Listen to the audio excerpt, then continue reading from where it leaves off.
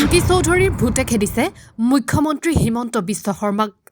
মুখ্যমন্ত্ৰীয়ে চকু মুদিলেই দেখা পায় কুন্কি চৌধুৰীক। ভয়ত চকু খুলি কুন্কিৰ বিষয়ে চালে বেৰে কোবোৱা মন্তব্য কৰে মুখ্যমন্ত্ৰীয়ে। কুন্কিক আক্ৰমণ কৰিব নোৱাৰি পৰিয়ালৰ পাছত মুখ্যমন্ত্ৰী। কুন্কি চৌধুৰীৰ মাতৃয়ে গৰু মাংস ভক্ষণ কৰাৰ কথা উল্লেখ কৰি মুখ্যমন্ত্ৰী হিমন্ত বিশ্ব শৰ্মাই অনা অসমীয়া বিজয় গুপ্তাৰ দিশে মধ্য গুৱাহাটী ভোটাৰক আকৰ্ষণ কৰাৰ চেষ্টা চলাইছে। কিন্তু এইগৰাকী মুখ্যমন্ত্ৰীয়ে নিৰ্বাচনৰ নামত কিমান তললৈ নামিব পাৰে সেই বিষয়ে অসমবাসী ৰাইজে বুজিব পাৰিছে।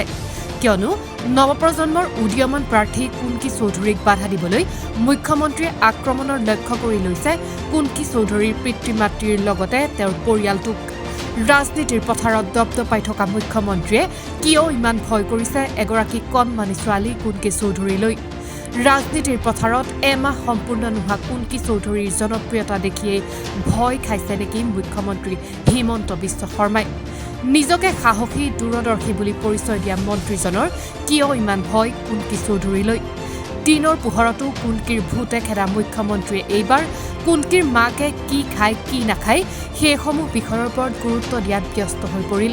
আজি ছোৱালীগৰাকীৰ দেউতাক মাকে অকল গৰুৱে নাখায়, পাব্লিকক দেখা কৰি গৰু খায়।